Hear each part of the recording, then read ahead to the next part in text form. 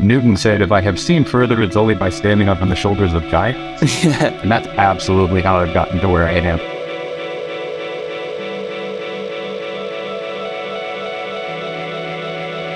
I think it's a really useful tool. It's a really useful building block, and it accomplishes a lot of neat stuff. And I don't know how to say this properly, but like, it just makes things more fun.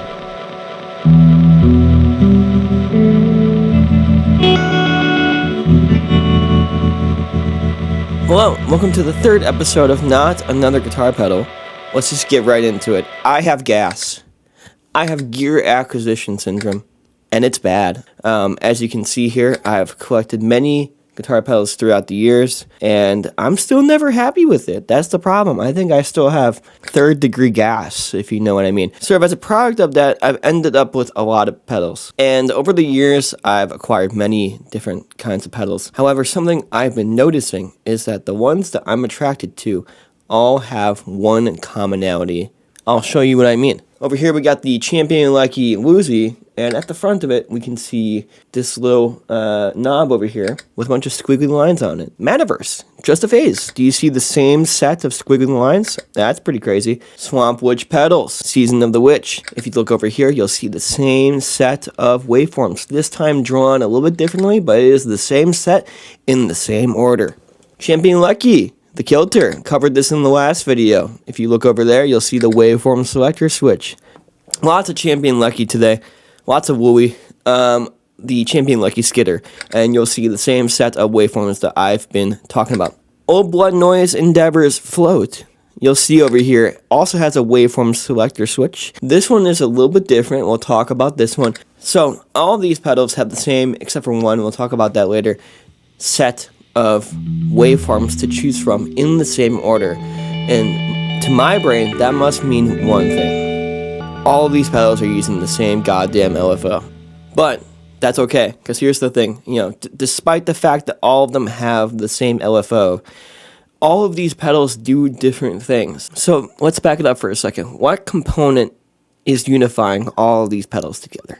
The Stomp LFO from Electric Druid. And here's the deal. I'm no pedal builder. I'm no pedal component historian. I don't exactly know what this thing does, but I find it really interesting that all the pedals that I'm really drawn to utilize the Stomp LFO. The best way to explain what this thing does is with a series of examples. So let's start most simply with how the Stomp LFO behaves with the Champion-Lucky Skitter.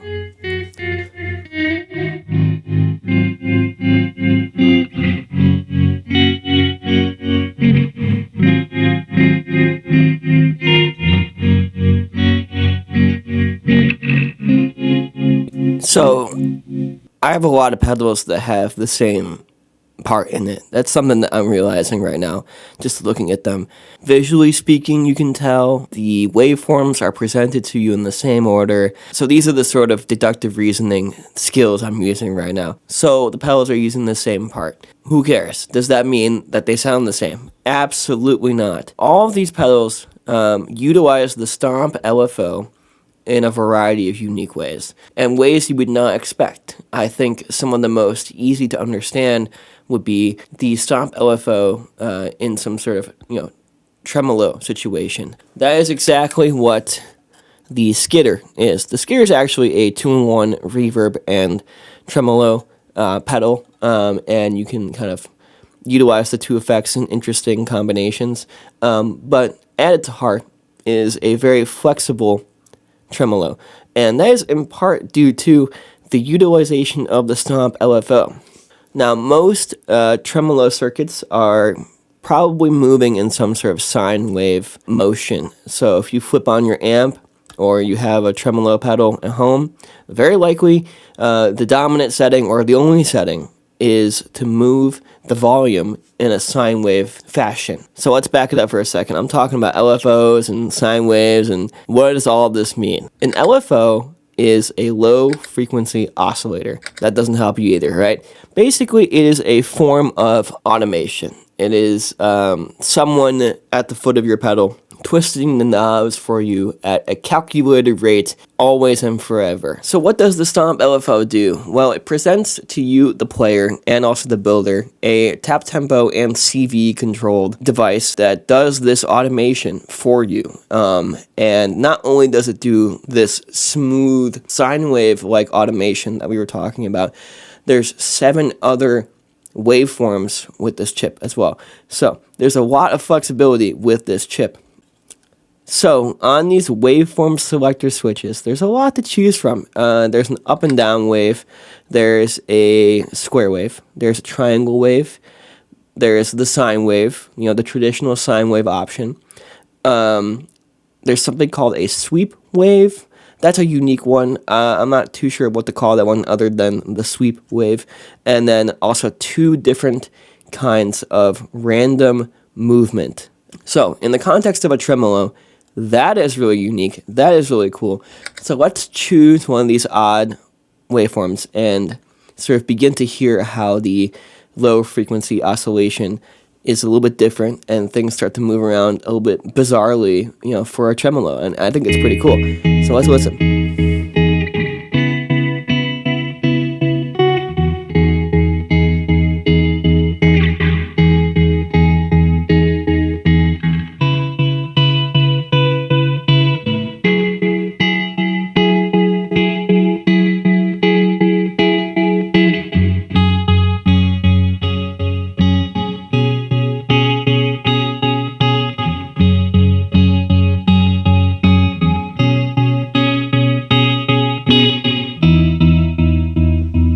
Stomp LFO to me is again, I'm cribbing from Tom's words here, but I really like it's a drop-in replacement for the standard 2 op amp LFO that everybody uses that goes between a sine and a triangle wave. Oh. That needs a bunch of special hardware for tap tempo. Okay, so I think I know what you're talking about. You're saying that there's it's sine and triangle, and then you kind of wiggle between the two in terms of like softness, kind of, if that makes sense. Like those are your only 2 options, and you're kind of adjusting from there. Okay, yeah. So I think with a tremolo, the concept of the Stomp LFO is probably the easiest to grasp. The volume is going up and down, and it's going up and down automatically based on which waveform you choose. So the behavior of the up and down motion, the volume up, volume down, is dependent on which waveform you choose and the rate. But, just because someone is using the same Stomp LFO chip in their pedals does not mean that it will be the same sound. In fact, there are many creative applications of the Stomp LFO in different kinds of pedals. One notable one I want to shout out is the Swamp Witch Pedals Season of the Witch. Now, I had a wonderful opportunity to interview Chris from Swamp Witch and sort of talk about what is going on with the Stomp LFO inside of this pedal. The Stomp LFO is actually engaging with the PT2399 delay chip inside of this pedal. And that is basically shifting the delay times and the depth, if you will, in this automated way. And it's as if someone is sitting at the foot of your pedal, twisting the delay times up and down. If you've ever done that on your own with a normal delay pedal, what you'll hear are these crazy bounces in pitch, and it sort of creates this unique modulation sound. Now, the cool thing about the Season of the Witch is that it gives you all of the options. Okay, so there's a lot of ways to change the delay time. You could change the delay time with little tiny movements, creating almost a chorus effect, or you could increase the depth of this modulation and really start to create these extremely warbly and extremely unsettling sounds.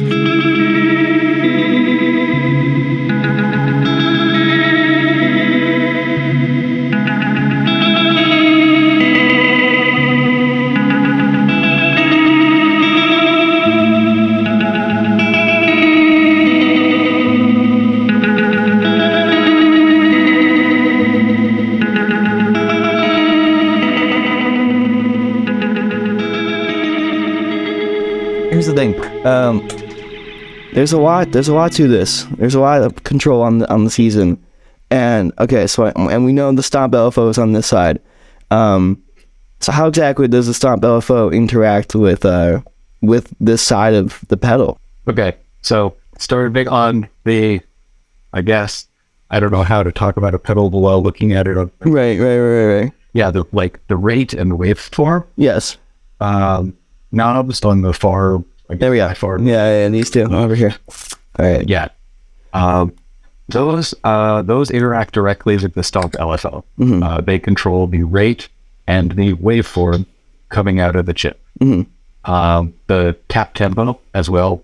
The tap tempo flip switch also interacts with the Stomp LFO directly to set the tempo. Got it.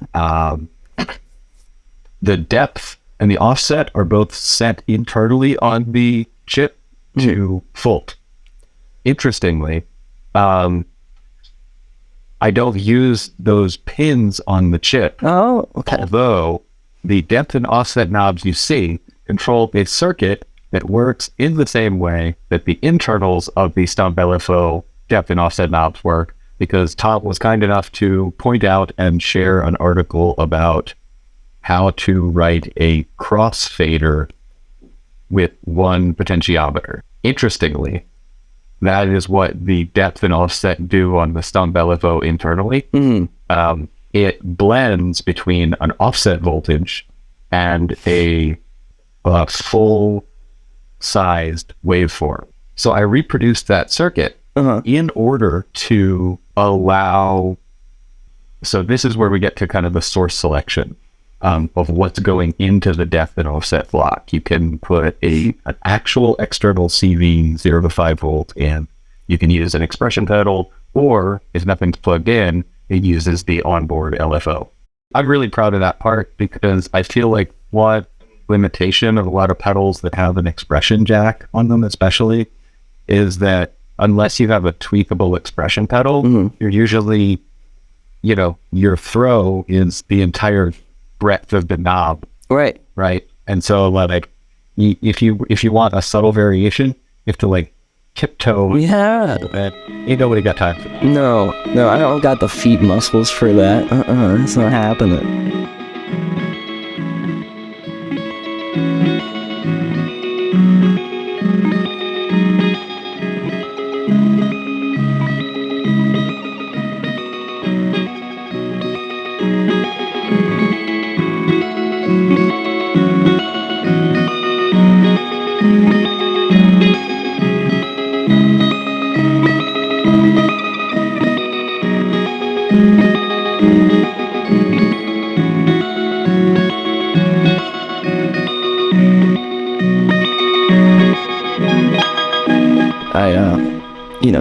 I suppose there's pedal design, which you were sort of focusing on, and there's electronic component design, which is really just a crazy headspace to be in.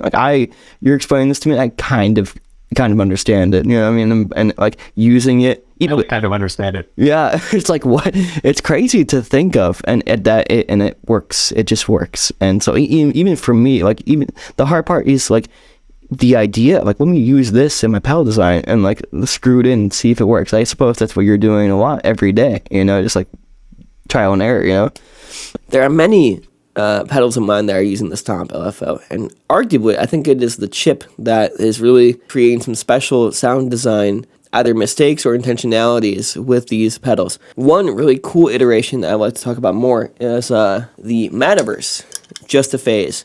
Now, this is a phaser, right? And it's doing that swooshing effect, right?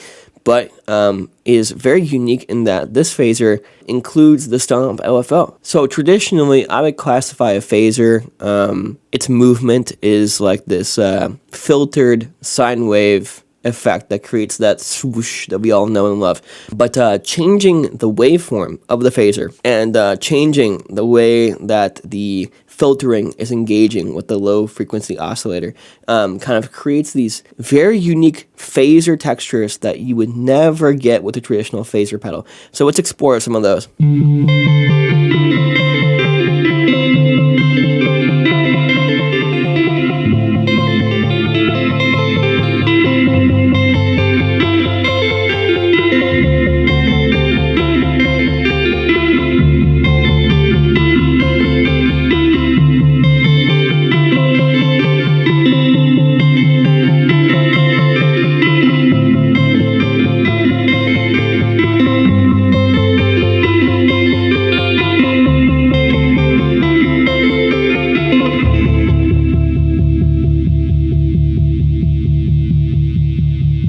So something I realized while preparing for this video was that all of my pedals actually use the Stomp LFO, except for one. One waveform selector switch looked a little bit different, and I was kind of curious.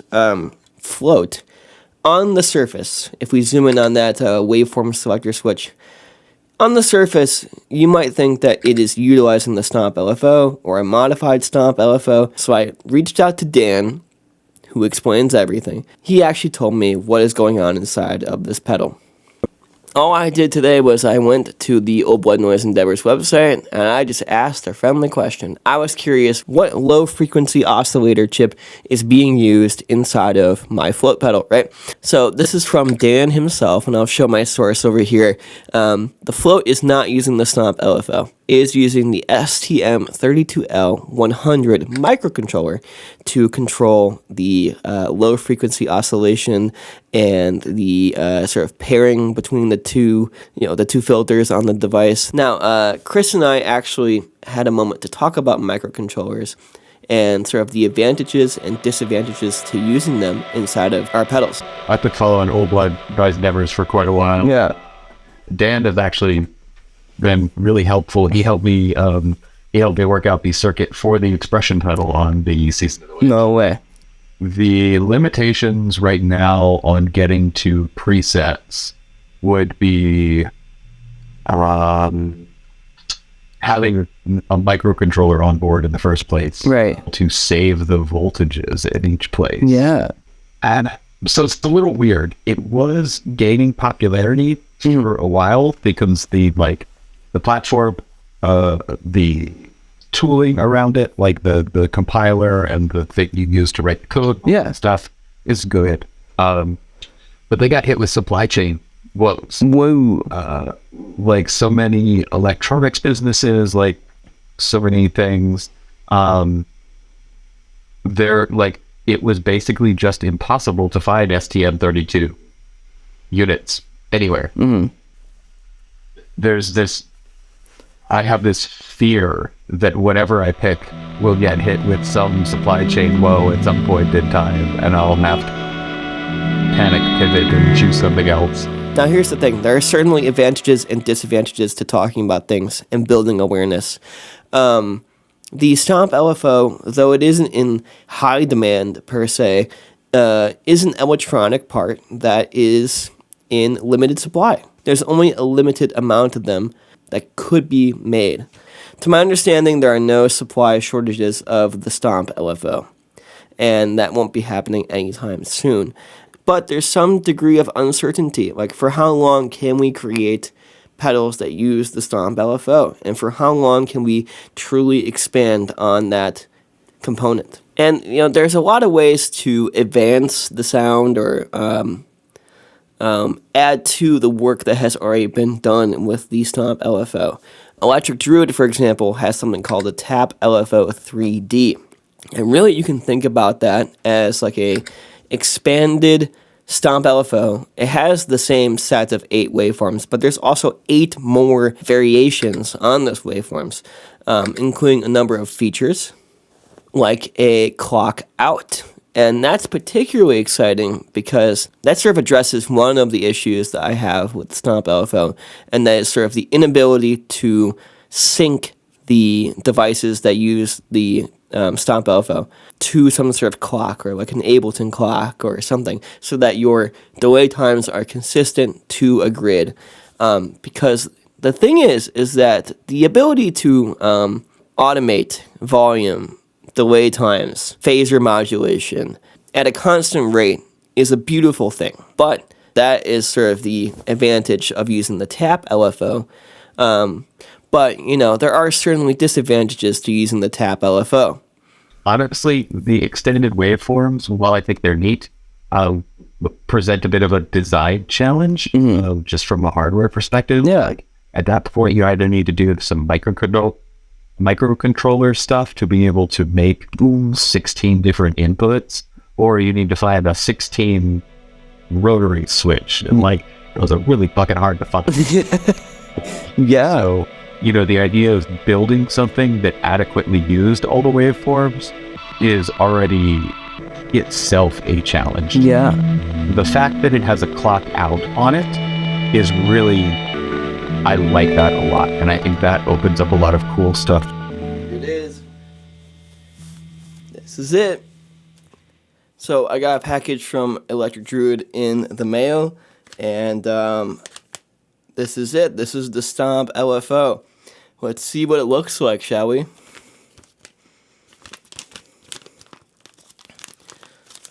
You gotta open the package correctly.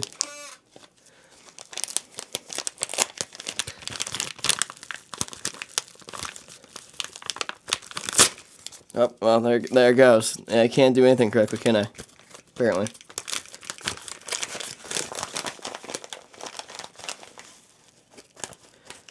Alright, so here it is. Package and all. This is a lot smaller than I expected. Here, let's try to get a zoom on this. Inside of here is the TapLFO 3D and also the Stomp LFO. You can see one has 16 pins and one has 8 pins, and that is the way to distinguish the two.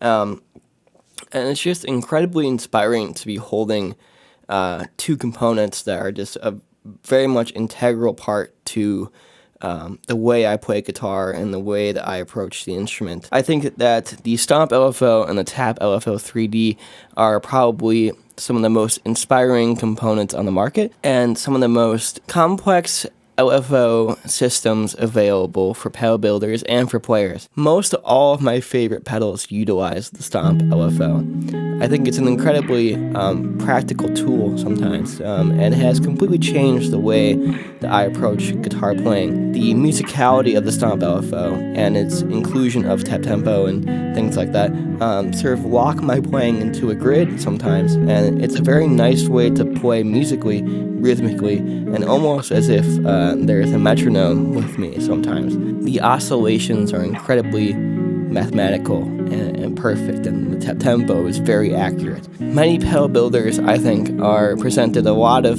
solutions to the same problem. There's really a lot of room for the Stomp LFO and the Tap LFO to push the boundaries of what is possible within a small, compact guitar pedal. Chris from Swamp Witch Pedals and I had a great opportunity to talk about the advantages and disadvantages of the Stomp LFO and also the Tap LFO 3D. I found it really interesting how he decided to, take some of the limitations of the chip and sort of design his own component to mediate some of the limitations of the Stomp LFO. But I think where things are going is that there is room for a lot of evolution. Just as these two parts have evolved the LFO landscape, it has moved it away from this sort of two-way softening thing, like on a lot of Boss pedals, to something where you are choosing from 8 waveforms and you have a lot of confidence as to how this LFO is going to behave. That is an incredible achievement. We should not discount the progress that these two chips have made. And I think there is a happy medium where the Stomp LFO and microcontrollers sort of coexist together. The thing is that combination isn't too far out. I'm thinking about the recent B-Tronics CB chorus and harmonizer. You can see from the demos out there already that I think the pedal gives you a choice between 3 different waveforms to choose from on this LFO. There's a number of presets already given to you. Tap tempo is included on the unit itself, and there's also a way to connect the pedal to an external clock as well. So in a way, that is the combination that I'm looking towards and I'm looking forward to.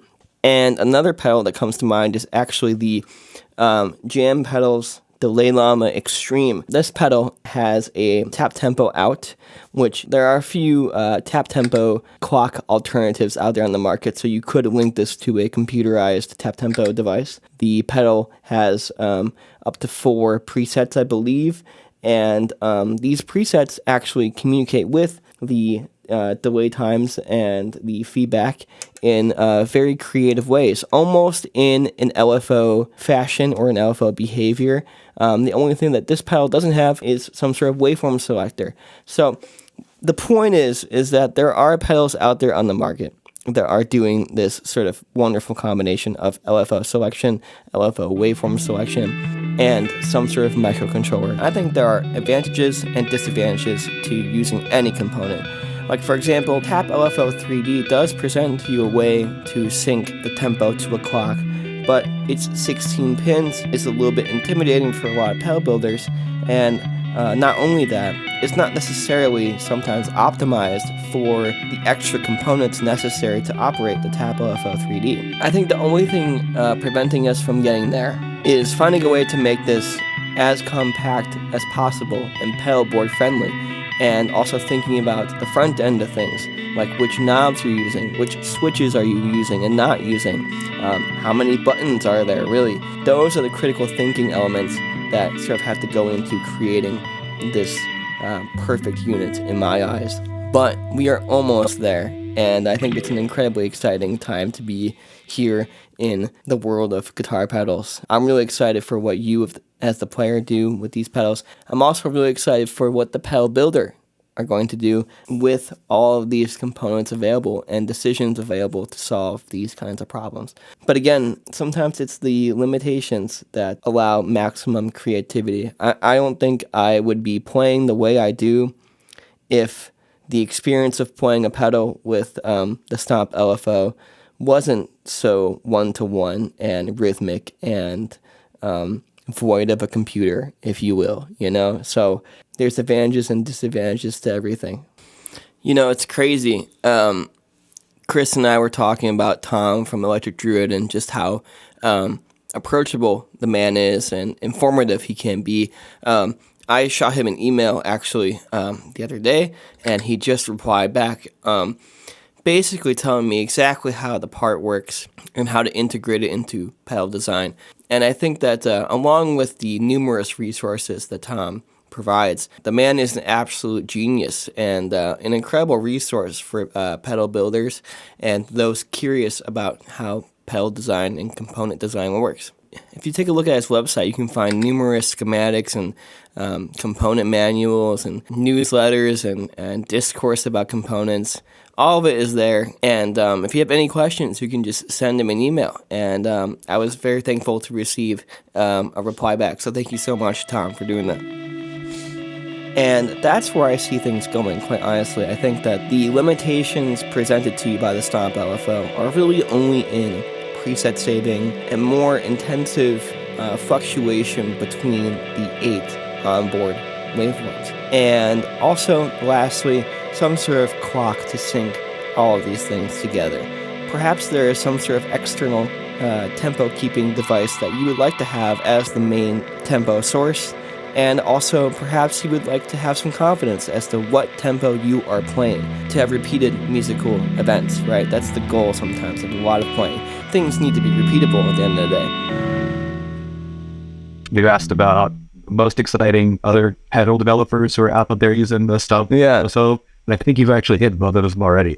Wooly and Champion Leccy is making some wild Wooly, Woozy, warbly wibbles. Oh, yeah. I don't know. He's a madman out of Philly, and I love the goofy stuff he's doing. I do too. It's just like amazing. Yeah. And then Mattoverse, like, is just a phase. Obviously, like super solid, awesome phaser, but he's got all kinds of stuff, both that uses the Stomp LFO and that doesn't. So we had a lot of cool sounds today, and we learned a lot of cool things about the Stomp LFO today. I'm just curious, do any of your pedals use the Stomp LFO? Feel free to drop the name of them in the comments below.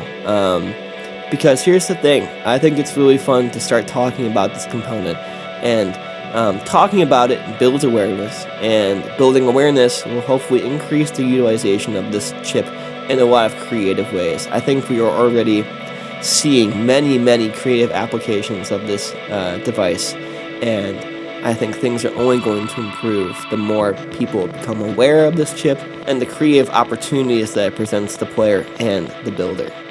So, thank you very much for tuning in on this very special episode of Not Another Guitar Pedal, and I'll see you in the next one.